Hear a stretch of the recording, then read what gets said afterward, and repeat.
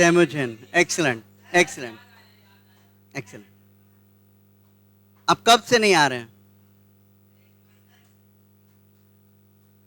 कौन सा चैप्टर पढ़ रहे थे?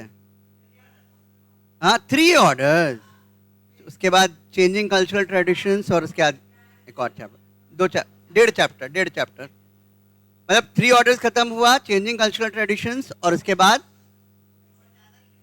ये नहीं। ठीक है, तो हम लोग बात कर रहे थे चंगेज खान के बारे में। अनडाउटेडली हम लोग बार बार इस चीज पे चर्चा किए कि चंगेज खान बहुत ही बार्बरिक था, बहुत स्ट्रॉन्ग रूलर था, बहुत बड़ा एम्पायर उसने स्टैब्लिश किया।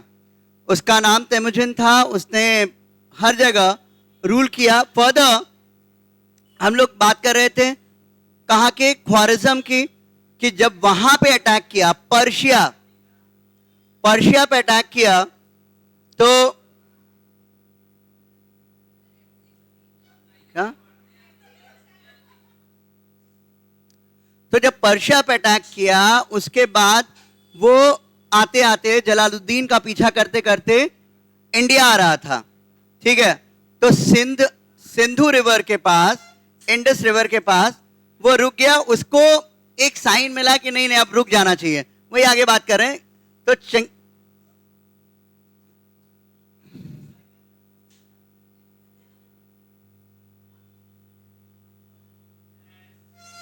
यहां पे देखते हैं, Genghis Khan died in 1227 having spent most of his life in military combat।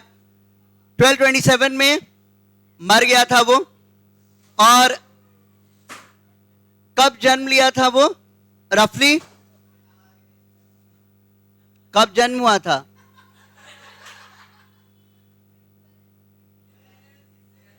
मैं मर गया था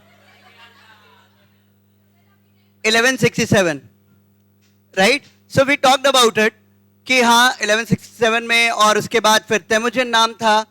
और यहाँ पे 1227 में जब वो अटैक कर रहा था, तो जब पर्शिया के अटैक के बाद से 16 में उसने डिसाइड किया हम क्या करेंगे, इसको वापस आएंगे हम। तो क्यों उसको लगा ना कि अब सही नहीं है, जैसे होता है ना, आपको लग जाता है, कोई काम करने जाते हैं, आपको लगता है कि कुछ ओमिनस साइन है, ऐसा उसको ऐसा आभास लगा उसको कि यहां आगे जाना समझदारी नहीं, ऊपर से क्लाइमेट अच्छा नहीं था। सो अब क्या था रिजल्ट ऑफ उसका जो मिलिट्री कॉम्बैट था, इतना अच्छा मिलिट्री रूलर था, उसका जो मिलिट्री कॉम्बैट था, कारण क्या था, हम पहले भी बात किए थे कि वो जहां जाता था, जहां लड़ता था, वहां पे वहां का जो स्किल था, फाइट करने का स्किल था, वो भी इम्बाइब कर लेता था। क्लियर? फाइट करने का स्किल को इम्बाइब कर लेता था। और सबसे अच्छी चीज थी, वो मेरिटोक्रेसी में विश्वास रखता था। मेरिटोक्रेसी क्या होता है आप बताइए काजल? बात किए थे ना कि उसका ये था कि वो मेरिटोक्रेसी में विश्वास रखता था। Merit, excellent. तो जो जिसमें जो मेरिट होता है, मैरिज,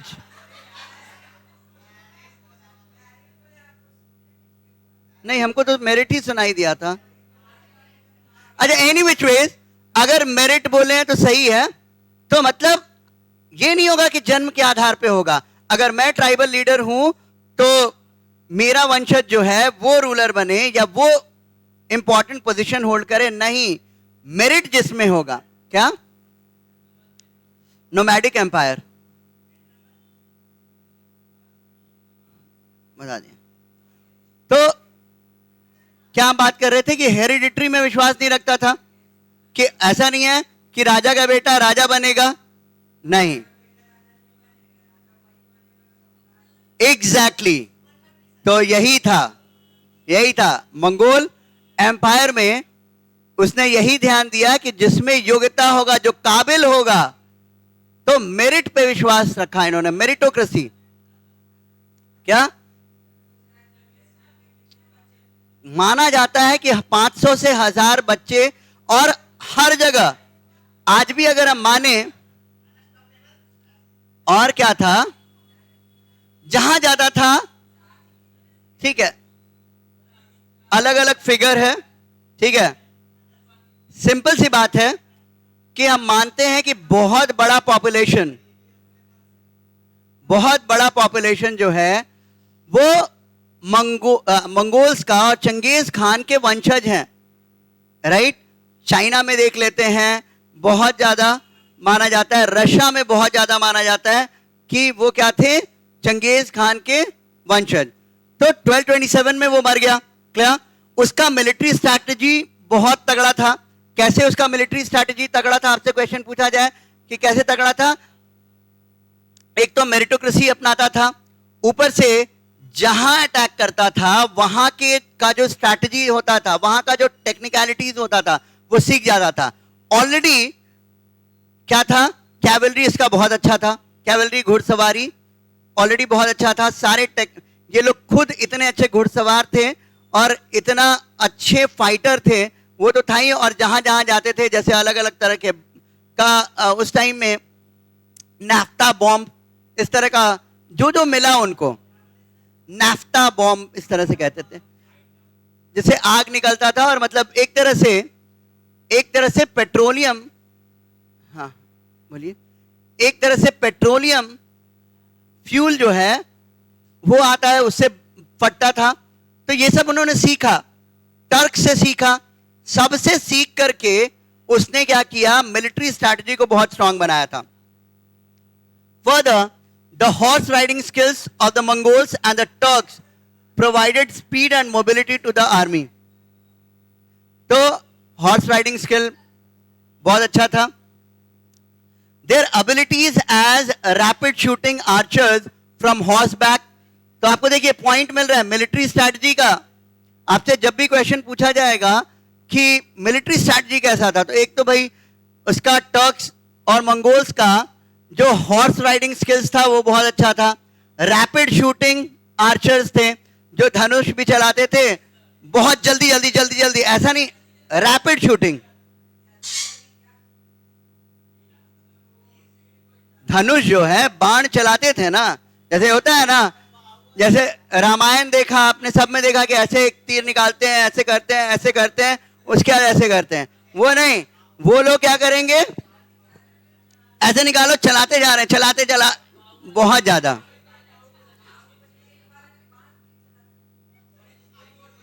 ये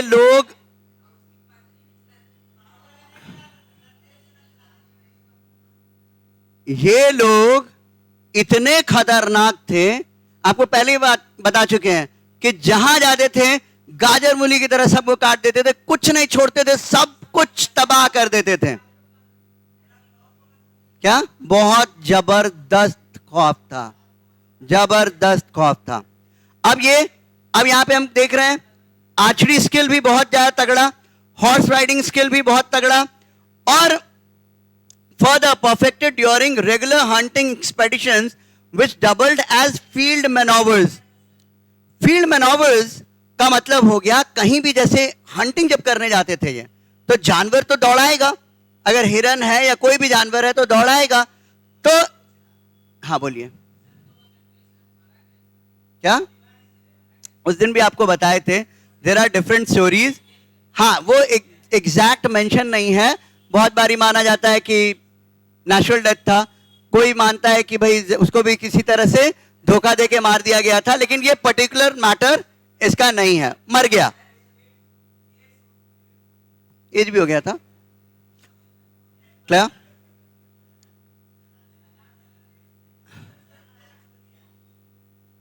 समझ में आया?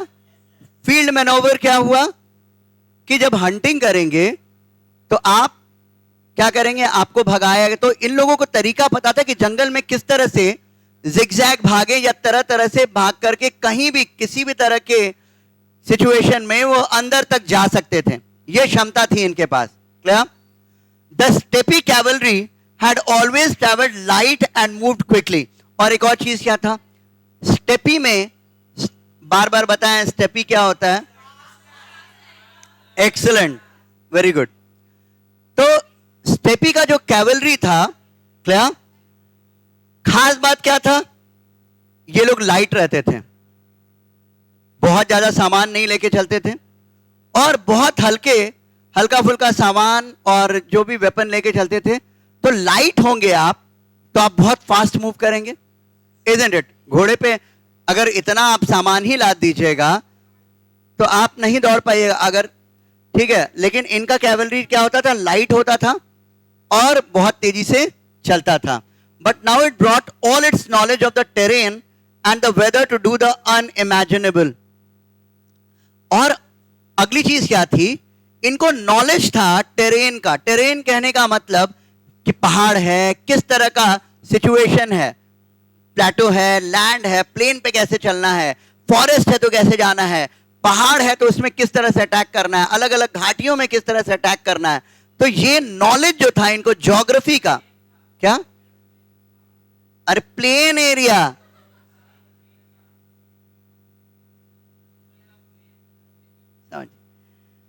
डिफिकल्ट टेरेन, ये टेरेन ट्रेन वाला नहीं, right? What is the problem? हाँ, टेरेन, ये टेरेन कहने का मतलब कि पहाड़ है, कि घाटी है, राइट, समुद्र है, तो ज्योग्राफी से रिलेटेड है, राइट? तो हर एक टेरेन में इनकी क्षमता थी कि कैसे मूव करना है अलग अलग ज्योग्राफिकल सिचुएशन में, तो ये क्षमता इनमें थी। Clear? They carried out campaigns in the depths of winter, treating frozen rivers as highways to enemy cities and camps. अब जो फ्रोजन रिवर होते थे, बर्फ जमा हुआ है, वो भी उसको भी हाईवे बना लेते थे एक तरह से, मतलब उस पे भी क्रॉस करने की क्षमता थी। ठंड में तो खैर लड़ने की इनमें पूरी क्षमता थी, बहुत ज्यादा। बहुत गर्म क्लाइमेट से हालांकि इनको दिक्कत थी, क्या, बट हर क्लाइमेट में लगभग लड़ लेते थे। क्या? अफ्रीका के पार्ट में भी, हाँ, वहां भी तो मंगोल, राइट, आपको मैप दिखाए भी थे। पर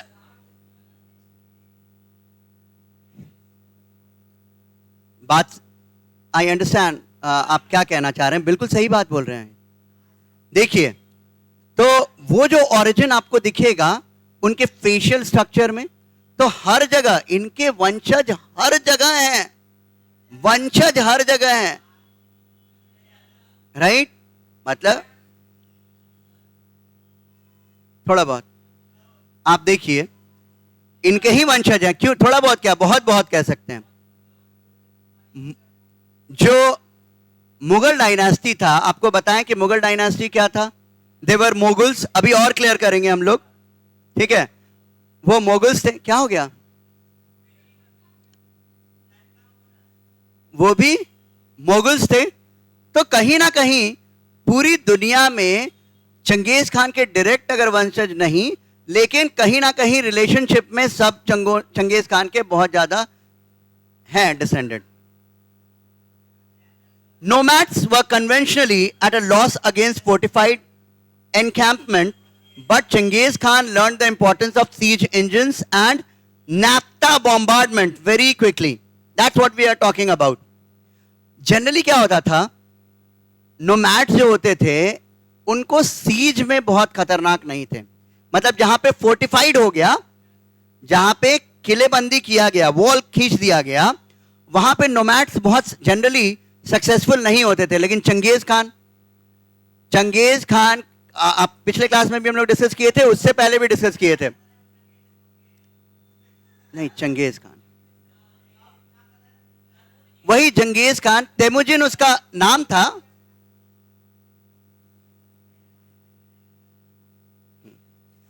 ठीक है, तो क्या बात कर रहे थे हम लोग कि सीज का मतलब क्या हो गया?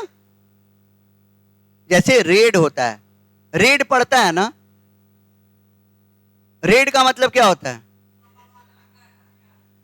कहीं जाके अचानक से धावा बोलना, अटैक करना, राइट? तो Genghis Khan was very smart in handling raids, in handling siege. नहीं,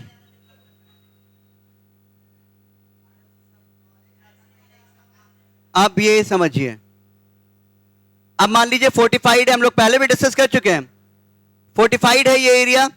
अब यहाँ क्या किए, चारों तरफ से घेर लिए कि भाई कितने देर तक अंदर रहोगे, आखिर एक टाइम आएगा कि आपको क्या करना पड़ेगा, सरेंडर करना पड़ेगा, इजंट इट? तो आप सरेंडर करोगे या गेट खोलोगे? और ये लोग यहां से क्या करते थे, पूरा पूरा सीज करके रखते थे। तो इसलिए Genghis Khan normally nomad successful नहीं होते थे, लेकिन चंगेज खान सक्सेसफुल होता था क्योंकि उसको रेड टेक्निक पता चल गया था और वो पूरी तरह से सीज कर देता था। 6-6 महीने, एक साल कहां जाओगे, कितना दिन टॉलरेट करोगे? और this is very important, naphtha bombardment, right? Naphtha bombardment, तो ये भी क्या होता था, एक तरह से सब्सटेंस है, ऑर्गेनिक सब्सटेंस है, तो इसका बॉम्बार्डमेंट, इसका बम वो फेंकते रहता था, ठीक है क्या? ये बॉम्ब होता था नैफ्ता का, नैफ्थलीन, जैसे ऐसे नैफ्थलीन बॉल्स होता है ना, फिनाइल का गोली, राइट? तो लेकिन वो फिनाइल का गोली नहीं, उसका फर्दर आपका उसी से बॉम्ब बना रहता था। सारा पेट्रोलियम प्रोडक्ट है, आपको पता है ना, तो वही जो मिलता था उससे वो क्या करते थे, बॉम्बार्डमेंट करते थे। His engineers prepared light portable equipment which was used against opponent with devastating effect. जाता था, अटैक करता था, क्या?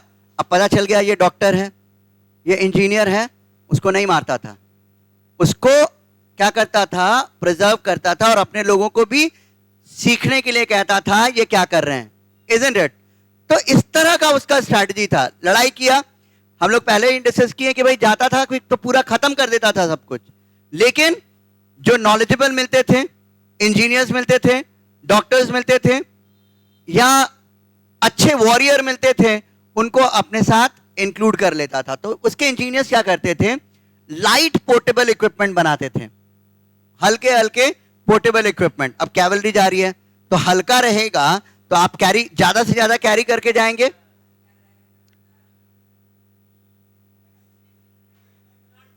ठीक है, राइट, ठीक है।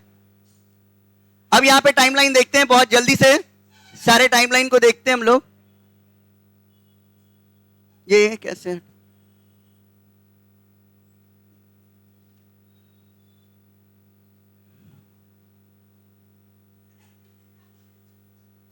फाइन। सिरका 1167, बर्थ ऑफ तेमुजिन। तेमुजिन का जन्म कब हुआ, सिरका 1167, ठीक है, 1167। अब 60 से 70 years spent in slavery and struggle, इसमें बड़ा बहुत, हाँ देखिए ये भी जो है ना अप्रोक्सीमेशन है, एग्जैक्ट नहीं है, एग्जैक्ट नहीं पता है। तेमुजिन का मृत्यु पता है exact, right, but still we consider 1167 date उसका। अब 60 से 70 के टाइम में ना बहुत बुरा समय था, बहुत, उसकी मां ने बहुत मुश्किल से पाला, स्लेवरी में गुजारा उसने, बहुत संघर्ष की जिंदगी थी उसकी, बहुत संघर्ष की जिंदगी थी। क्या क्या उसकी मां ने बहुत मुश्किल से पाला, बहुत मुश्किल से पाला। क्या, किसके, कितनी बार बता दिए बच्चों के बारे में, राइट? समझिए, कहा जाता है कि दुनिया का 30% 40% लोग चंगेज खान के वंशज कहीं ना कहीं हैं। हो सकता है आप भी कहीं से होंगे, यू नेवर नो, राइट? बहुत, आपको पता थोड़ी है 700-800,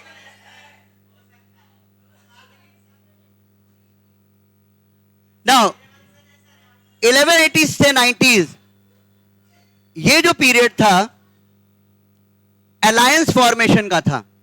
अब यहां पे उसने क्या किया, आपको याद होगा क्या किया उसने, उसने क्या किया था, ठान लिया था कि मैं बदला लूंगा, अपने फादर के डेथ का बदला लूंगा, और बदला लिया भी। जमुखा को हराने के बाद उसके बाद वो फिर चंगेज खान बन गया. Got it? उसका blood brother, right? Blood brother, step brother नहीं. स्टेप ब्रदर अलग चीज है. Try to understand, this is very very important. Step brother क्या होता है? जैसे माता या पिता कॉमन होंगे, एक कोई होगा, जैसे या तो माता या पिता दो बच्चों के कॉमन होंगे तो वो स्टेप ब्रदर हो जाएगा या स्टेप सिस्टर होगा. लेकिन कोई भी आपके ब्लड में, जैसे आपके मौसी का लड़का, मौसी की लड़की, राइट? तो ये हाँ पूरा मतलब आपका जो किन आ गया वो आ गया, चाचा का, तो हर तरह से, बुआ का, हर तरह से. लेकिन step brother is a different thing. समझ रहे हैं? वो सौतेला भाई हो गया या सौतेली बहन हो गई, तो उस केस में या तो पिता या माता कॉमन होंगी, राइट? तभी पॉसिबल है.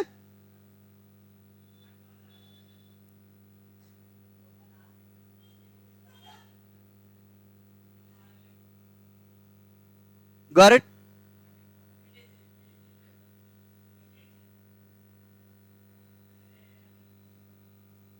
ओके. अब ब्लड ब्रदर का मतलब फैमिली में कहीं भी, क्या? और इसका एक और नाम बोलते थे, इसको क्या बोलते हैं ब्लड ब्रदर को? अंडा.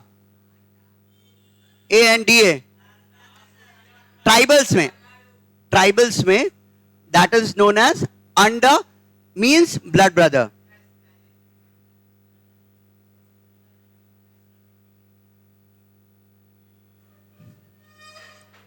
Got it?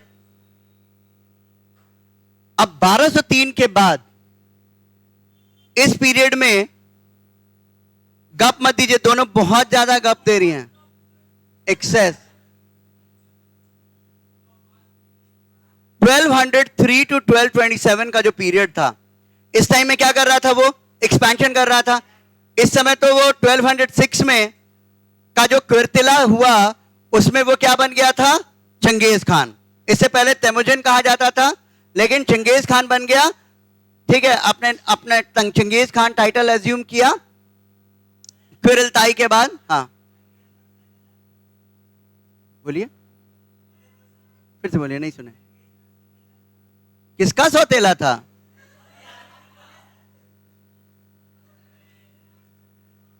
किसका सौतेला था? नहीं, आप बीच में थोड़ा कंफ्यूज हो रहे हैं. कोई आप अमन थोड़ा हेल्प कर दीजिएगा.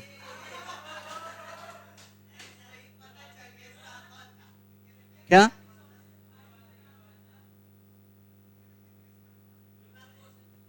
ठीक है, ठीक है. कोई क्वेश्चन है तो पूछिए.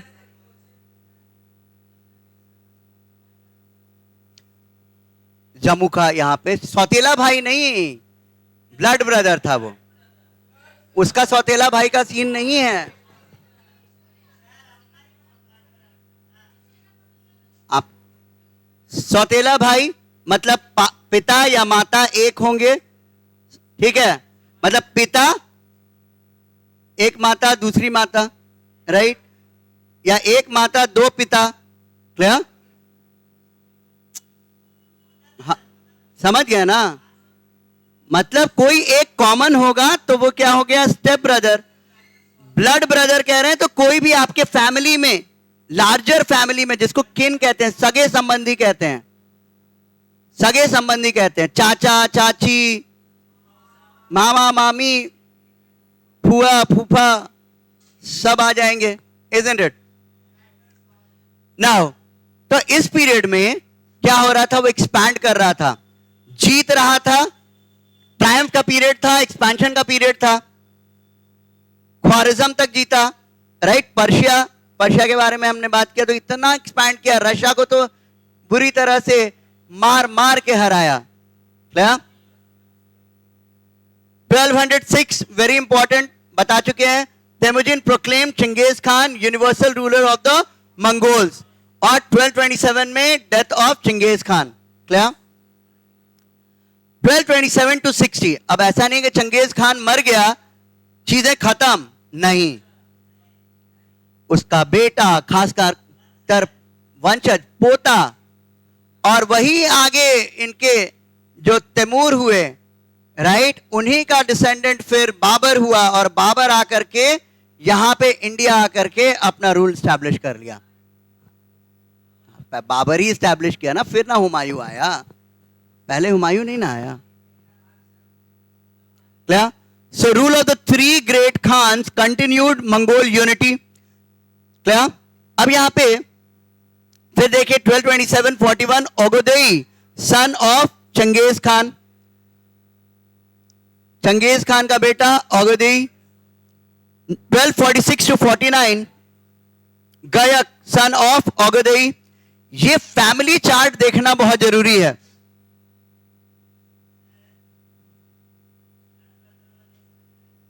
कैसे नहीं समझ में आ रहा है?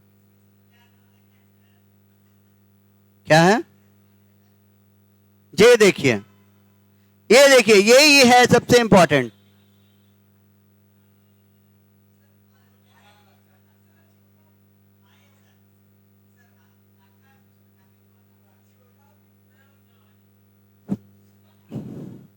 कार्टून नहीं है, चंगेज खान है, बहुत खतरनाक था। अभी देख के हंस रहे हो, सामने आ जाता उस समय तो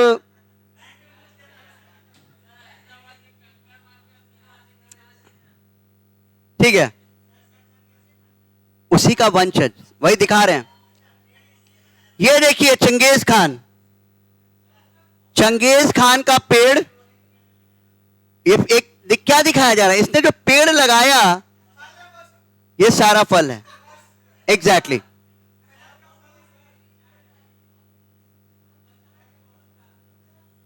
आगे वंशज का मतलब क्या हो गया? एक बच्चा हुआ, उसका बच्चा हुआ, उसका बच्चा, उसका भाई, सब ये पूरा ऐड कीजिएगा तब। यहां पे तो इसका फैमिली ट्री के बारे में बात कर रहे हैं। यहां पे देखिए, ये तीन है, जोची, चगतई और ओगदेई। याद रखिएगा, जोची, चगतई, ओगदेई, ये बना। क्लियर? उसके बाद देखिए इसके ब्रांच को देखिए, जोची का, यहां पे जो हम लोग पढ़ रहे हैं, ये जो नेम्स हम लोग पढ़ रहे हैं,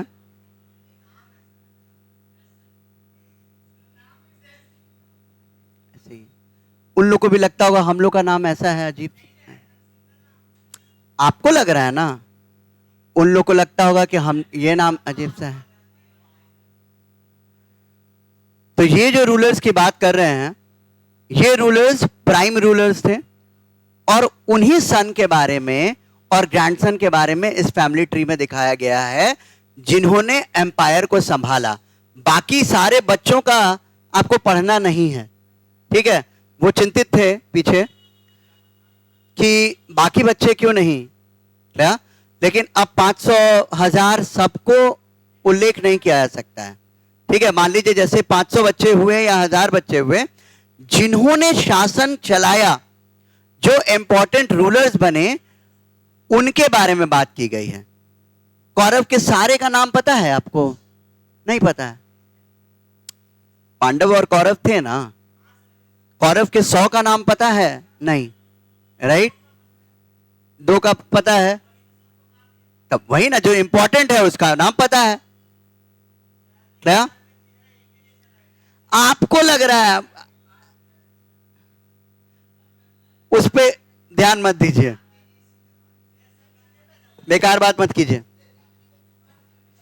बेकार बात नहीं, लीव इट। इंपॉर्टेंट पार्ट जो है वो देखिए। अब यहां देखिए, जोची, चगतई, अभी पूछेंगे क्वेश्चन यही सारा, जोची, चगतई, ओगदेई। और उसके बाद देखिए जोची का आगे स्ट्रीम बातु, बर्क, क्लियर? और यहां पे हम देखते हैं जिन्होंने नाम कमाया, राइट, उनका देखिए, फिर गयक, ओगदेई का बच्चा, राइट, और फिर यहां तोलुई, इसका फोटो नहीं है, आरिक, बोकी, हुलगु, कुबलाई, मोंकी। ये दोनों तो पहले भी हम लोग बात किए थे। कुबलाई खान नॉर्थ चाइना में खासकर इनका इन्फ्लुएंस हुआ। चाइना मंगोल है, मंगोल से ही तो चाइनीज फिर हुआ।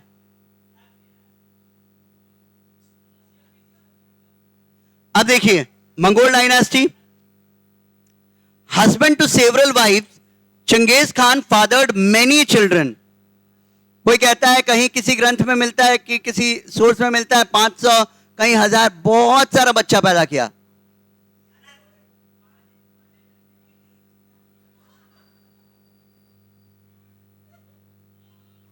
बेकार का किस हिस्ट्री है, ऐसे लोग हुए हैं, अब थोड़ी कर पाएगा कोई। कानून है, इस तरह का थोड़ी हो सकता है। we'll discuss about it later. Let's come. अब देखिए sons by his principal wife, इसकी जो मेन वाइफ थी, जिसके लिए याद होगा आपको शुरू में हम लोग डिस्कस किए, उसको किडनैप कर लिया गया था और ये लड़ करके सबको मार के लेकर के आया था, छुड़ा लिया था। क्या बेकार का, कौन ये इस तरह से, कौन इस, अरे ऐसा मत कीजिए। From the limbs of his dynastic tree, the house of eldest son Jochi never produced a great Khan, but it wielded a great power by his refusal to support Oghde's line after the death of Gayak. Jochi's son Batu forced a power shift to the Tolui house, thus opening the way of Monki and Kublai. तो ये जो great Khan की बात करते हैं कि ये कौन कर पाया, टोलुई और फर्दर मोंकी, कुबलाई और Hulagu. Mongke, Kublai, Hulagu, very important. तो ये ग्रेट खान्स यहां पे आए, क्लियर। और इन्होंने खास तौर पे कुबलाई खान की बात करें तो नॉर्थ चाइना पे इनका रूल हुआ, युआन डायनास्टी स्टैब्लिश किया, clear. Now no images exist for Tolui के लिए इमेज नहीं है, बर्ग के लिए, एरिक बोकी के लिए, except for that ted great Khans all are shown with traditional shaved heads. ठीक है, तो खाली चंगेज खान तो मर गया ना, क्या? अब उसके आगे का बात कर रहे हैं। अब मोंकी, कुबलाई, ये सब भी है। अब इसमें आपको नाम याद रखिएगा, ओगदेई, चगतई, जोची, और उसके बाद सबसे इंपॉर्टेंट ये 3 ग्रेट खान्स। ग्रेट खान से आपसे पूछा जाए तो यही मेंशन कीजिएगा, मोंकी, कुबलाई और हुलगू।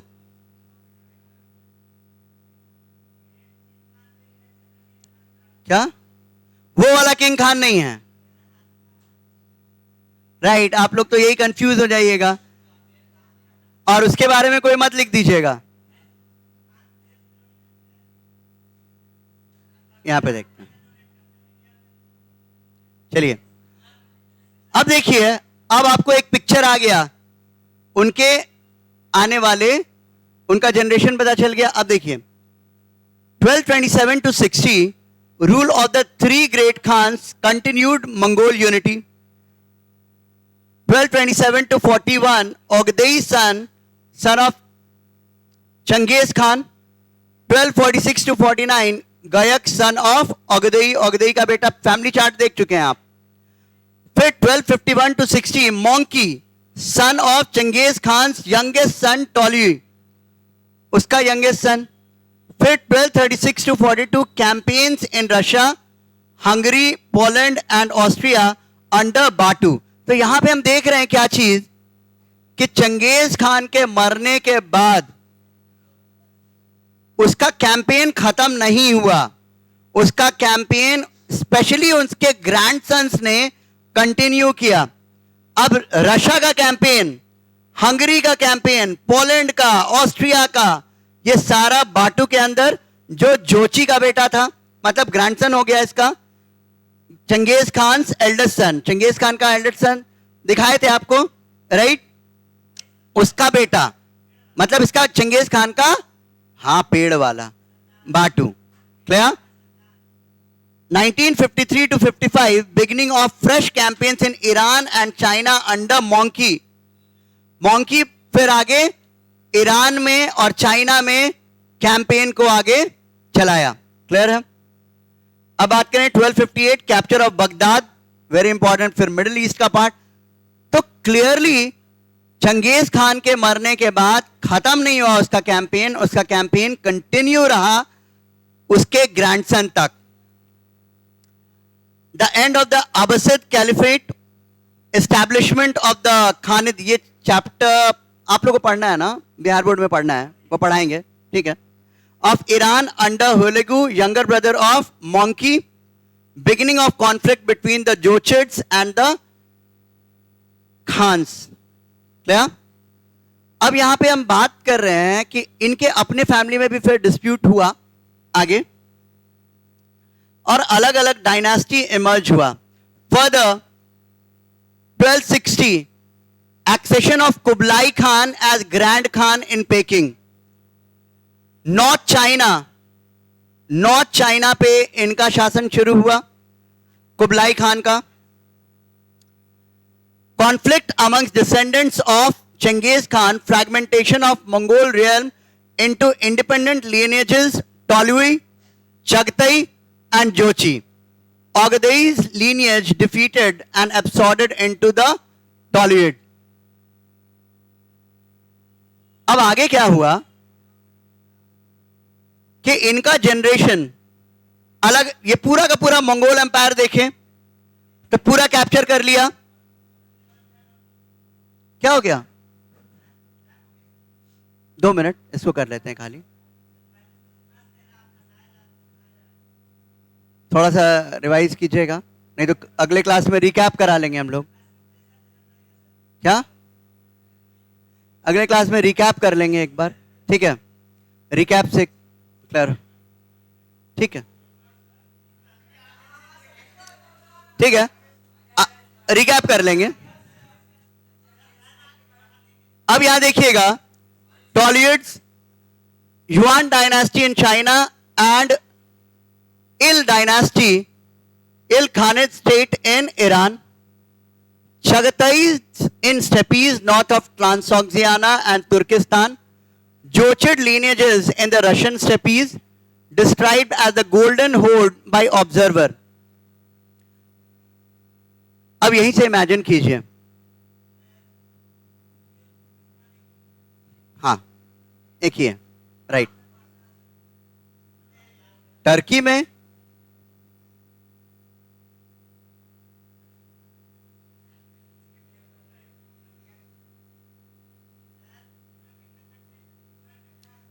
(202) कहीं 206,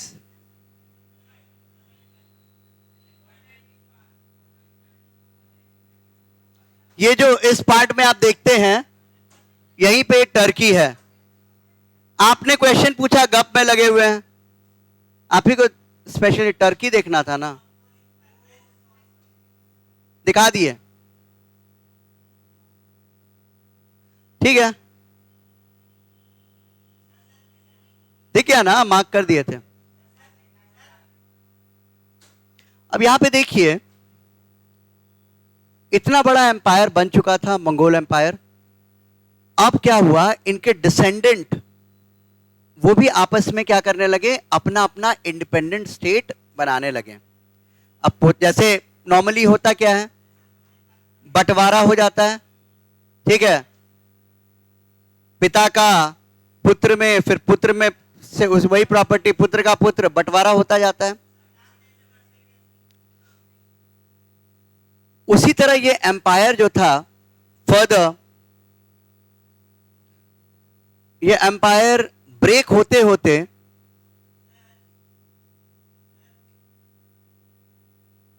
हाँ बोलिए, बोलिए ना, हाँ बिल्कुल दिखा तो दिए। मैप में बस सीधा सीधा आइडेंटिफिकेशन पूछ देगा, उसके बारे में क्या क्या चीज बोल रहे हैं, फिर से बोलिए।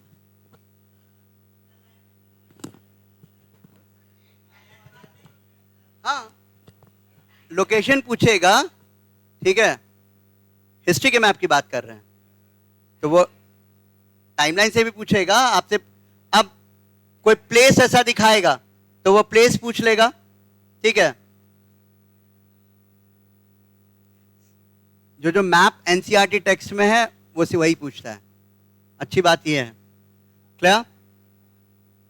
अब 1368 में युआन डायनास्टी खत्म हो गया और यहां देखिए वही सारा एम्पायर हो रहा है। यहां पे देख लीजिए चाइना, यहां पे देखिए ईरान, यहां पे देखिए ट्रांसऑक्सियाना, फिर तुर्किस्तान, तो सारे जगह एम्पायर स्टैब्लिश हो रहा है। अब वहां से आप देखिएगा तो शासन वाइज, रूल वाइज देखिएगा तो हर जगह एक तरह से मंगोल एम्पायर था।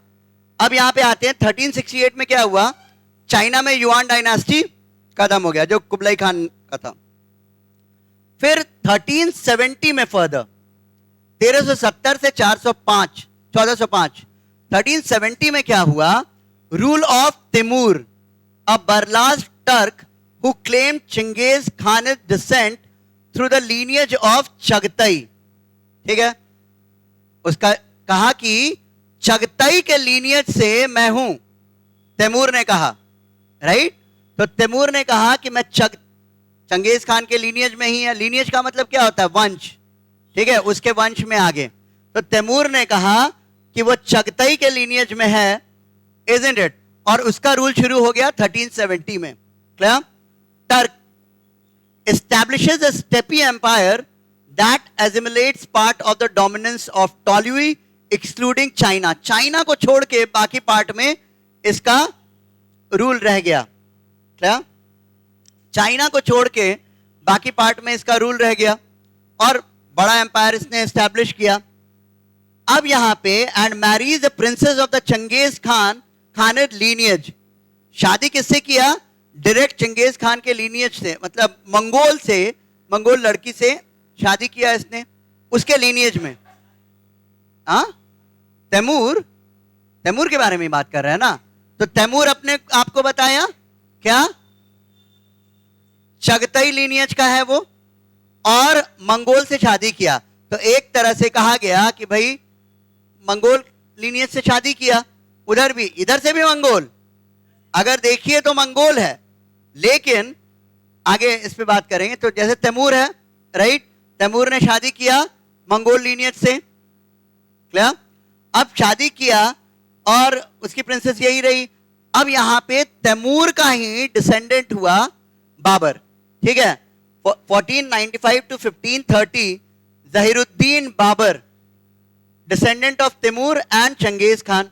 तो तैमूर का भी डिसेंडेंट हुआ और चंगेज खान का भी डिसेंडेंट हुआ, क्या, हुमायूं था बस, बाबर का संतान हुमायूं था। तैमूर, उसका एग्जैक्ट मेंशन नहीं है, चेक करना पड़ेगा हमको, ठीक है, चेक करना पड़ेगा, क्योंकि यहां पे हम लोग बाबर से पढ़ते हैं और तैमूर का डिसेंडेंट था, तैमूर का सीधा बेटा नहीं था, क्लियर। तो बस तैमूर का, हाँ, तैमूर का वंशज था, वंशज के बारे में ही बात कर रहे हैं।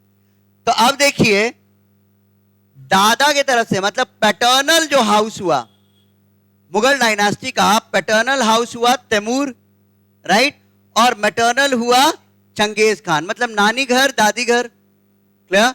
नानी घर हो गया चंगेज खान वाला, दादी घर हो गया तैमूर। हालांकि तैमूर को भी अगर कनेक्ट करें तो फर्दर कहां से आ रहा है, मंगोल डायनास्टी से ही, चंगेज खान के ही डायनास्टी से, isn't it?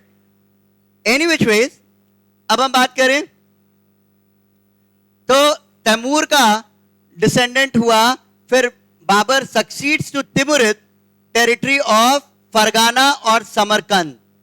फरगाना समरकंद से चलता हुआ आया और वहां से एक्सपेल्ड हुआ, कैप्चर्स, काबुल को कैप्चर करता है और 1526 में दिल्ली को सीज कर लेता है और आगरा को सीज कर लेता है और मुगल एम्पायर स्टैब्लिश कर देता है 1526 में। Got it? इब्राहिम लोदी को हरा करके बाबर क्या करता है, मुगल डायनास्टी स्टैब्लिश कर लिया, मुगल वंश की स्थापना हो गई। तो हम यहां कहां देख रहे हैं, हम कहां पढ़ रहे थे नोमैडिक एम्पायर, और कहां आ जाते हैं मुगल डायनास्टी में। तो घूम करके फिर मुगल एम्पायर यहां स्टैब्लिश हो गया। 1500 capture of Transoxiana by Shaybani Khan, descendant of Jochi's youngest son Shiban. अब जोची का यंगेस्ट सन था शिबन, उसने शाइबनी वही और कैप्चर किया ट्रांसोक्सियाना को। क्या ट्रांसोक्सियाना एरिया जो रशिया से लगता है, उस समय तो बाद में जब यूएसएसआर बना तो काफी ज्यादा सारा टेरिटरी था, तो उस टेरिटरी को भी किसने रूल किया, मंगोल ने। क्या consolidate Shaybani power, Shaybanids also describes as Uzbek, from whom Uzbekistan today. आज जो हम उज़्बेकिस्तान देखते हैं, राइट, वो उज़्बेक रूल करते थे, वो भी Mongol. Clear? In Transoxiana and expels Babur and other Timurids from the region, और वहां से ये लोग बाबर को एक्सपेल कर देते हैं, हालांकि यहां पे तो शासन कर ही लिया था। क्लियर? ये 1500 की बात है। 1759, अब सोचिए इतना लेट आ रहे हैं, 1759 मंचूज ऑफ चाइना, शुरू में भी हम लोग बात किए थे कि Manchuria, right, Manchus of China conquer Mongolia. तो उस समय मंचूरिया को हराया और मंगोलिया पे मंचू जो है कैप्चर कर लिए। क्या मंचू, हाँ, मंचूरिया पे, मंचूरिया जो था, मंचूज ऑफ चाइना कॉन्कर मंगोलिया जगह है, हाँ, वहां के लोगों को मंचू मंचू कहते हैं। अब इसका हमको एग्जैक्ट, मोस्ट प्रोबेबली आया होगा, बात सही कह रहे हो, पर इसका हमको पता नहीं है एग्जैक्ट, मे बी वहीं से आया होगा मंचूरियन, सब तो चाइना वाइना से आया है। Further 1921 Republic of Mongolia was establish. तो यहां पे क्या रिवर्सल हो रहा है, क्या वही का है ना, नाम ही से पता चल रहा है, नाम ही से पता चल रहा है, वहीं से आया ही है। क्या अब बात करें Mongols and the Chingis Khan.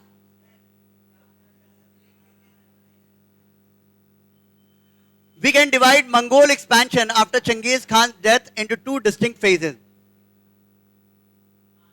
अब जैसे कि उनके वंशज को हम जान चुके हैं, क्या अब जैसे उनके वंशज को जान चुके हैं हम लोग, तो हमें एक क्लियर आइडिया मिलता है कि उसके जो एक्सपेंशन, मंगोल के एक्सपेंशन को हम दो फेजेस में बांटेंगे। एक तो चंगेज खान के अंदर, the first which spanned the years 1236 to 42, when the major gains were in the Russian steppes, Bulgar, Kiev, Poland and Hungary. तो जो रशिया के पार्ट में एक्सपेंशन हो रहा था, फर्स्ट फेज, तो फर्स्ट फेज कब तक है, 42 तक। Second phase including the years 1255 to 1300 led to the conquest of all China, Iran, Iraq and Syria. तो ये सेकेंड फेज था। क्लियर? सो आपको समझ में आया कि फर्स्ट फेज और second phase. The frontier of the empire stabilize after these campaigns. अब इस समय स्टेबिलिटी आया। Mongol military forces met with few reversals in the decades after 1203, but quite noticeably after the 1260s, the original impetus of campaign could not be sustained in the west. 1260 तक campaign चलता रहा, लेकिन 1260 के बाद waste में, western countries, मतलब उसके waste हम लोग नहीं, मतलब ये लोग नहीं गए, मतलब इंग्लैंड के तरफ नहीं जा पाए, फ्रांस के तरफ नहीं गए, उसके वेस्ट नहीं गए। 1260 तक ये कैंपेन चलता रहा। ठीक है। Although Vienna and beyond it Western Europe as well as Egypt was within the grasp of Mongol forces. Vienna तक, वियना ऑस्ट्रिया का कैपिटल है, वो मंगोल फोर्सेस के, ऑस्ट्रिया का कैपिटल है वियना, वियना। ठीक है। तो उस पे कंट्रोल था. Their retreat from the Hungarian steppes and defeat at the hands of the Egyptian forces signaled the emergence of new political trend. और इस समय से परिवर्तन आना शुरू हुआ. मतलब जो एक एम्पायर था मंगोल एम्पायर, वो एक एक करके ब्रेक होने लगा. क्या? तो वेस्ट तक ज्यादा जा नहीं पाए, वियना तक कंट्रोल रहा, लेकिन उसके बाद क्या हुआ, एक तरह से इनको एक साइन मिल गया कि अब हमें पीछे हटना है. और यहां पे जब रिट्रीट हुआ तो इसको कहते हैं emergence of new political trend. नया राजनीतिक ट्रेंड शुरू हो गया. हाँ बोलिए. हाँ, बौद्ध अपनाया था, बुद्ध को फॉलो किया था, उसके बाद इस्लाम ये सब आया. हाँ, क्या खान पहले क्या था कि जो पठान हुए, जो उजर के जो लोग हुए, वो खान लगाना शुरू किए. राइट. हाँ, वो भी जगह का नाम. हाँ, तो बाद में अलग अलग जगह थे ये. शुरू में भी हम लोग बात किए, चंगेज खान जहां भी रहा, जब इसने शासन किया, इसने सभी धर्म को इंक्लूड किया, सभी धर्म को रिस्पेक्ट किया. Got it. सारे धर्मों को रिस्पेक्ट किया, सबको इंक्लूड, क्योंकि अलग अलग जगह रूल किया. बुद्धिस्ट थे भी थे, इस्लाम भी था. राइट. तो सबको रिस्पेक्ट किया. There were two facets to this. The first was a consequence of the internal politics of succession within the Mongol family. अब ये नया पॉलिटिकल, आपसे पूछा जाए कि नया पॉलिटिकल ट्रेंड का कारण क्या रहा, तो पहला कारण, एक तो फैमिली में डिस्प्यूट, परिवार का मामला, where the descendants of Jochi and Ogodai allied to control the office of the great Khan in the first two generations. कि ये लोग कंट्रोल करना चाहते थे और इसीलिए ये फैमिली का डिस्प्यूट हो गया एक तरह से. फिर these interests were more important than the pursuit of campaigns in Europe. अब इनके लिए अपना जो इंटरेस्ट था वो ज्यादा इंपॉर्टेंट हो गया, rather than attacking other places. Right? Rather than attacking other places. हाँ, जो बता रहे हैं सबको भी बता दीजिए, हमको भी बता दीजिए. Good boy. वो गुड बॉय. क्या पूछ रहे हैं? तो पूछिए क्वेश्चन हमसे, पूछिएगा क्वेश्चन हमसे. अभी बगल वाले से बाद में पूछिएगा, क्लास के बाद.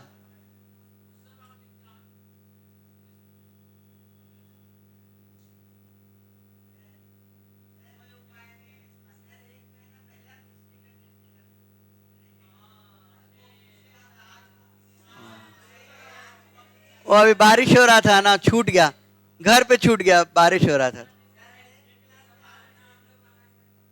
ला देंगे, ला देंगे. ठीक है. Now the second compulsion occurred. अब दूसरा कंपल्शन क्या हुआ कि जोची और Ogedei lineages were marginalized by the Toluyid branch of Chengiz Khan's descendant. अब जोची को और ओगदेई को साइडलाइन कर दिया गया. क्या हो गया? आग लग गया.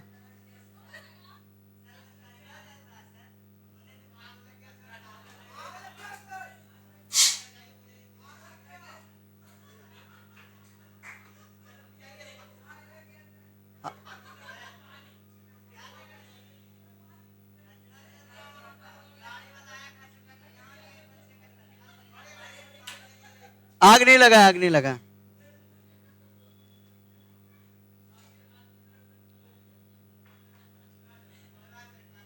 लेकिन कुछ ज्यादा धुआं नहीं हो रहा है.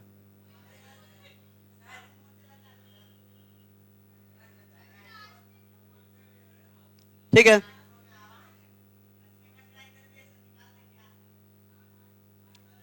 अब यहां पे क्या करें? Bonki, a descendant of Tolui, Genghis Khan's youngest son, military campaigns were pursued energetically in Iran during the 1250s. और बात भी किए थे कि मोंकी जो है वो ईरान तक गया और 1250 में, तो किसी भी तरह से देखें तो हम देखते हैं कि 1260 तक ये मंगोल एम्पायर का कैंपेन चलता रहा, लेकिन उसके बाद क्या हुआ, कमजोर होते गए, परिवार में ही फ्यूड होने लगा, और इसके कारण क्या हुआ, अलग अलग डायनास्टी, नए नए वंश स्टैब्लिश हुए. But as Toluid interest in the conquest of China increased during the 1260s, forces and supplies were increasingly diverted into the heartland of the Mongol dominion. As a result, the Mongol fielded a small understaffed force against the Egyptian military. अब जैसे हम लोग बात कर रहे थे,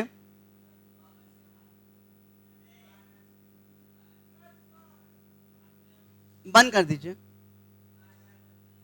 बंद कर दीजिए.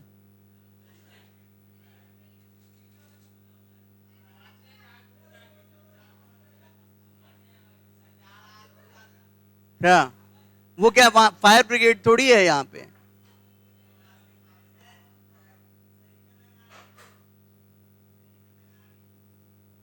ठीक है, आगे हो गया, अब कंक्लूड कर रहे हैं यहीं पे. 2 मिनट,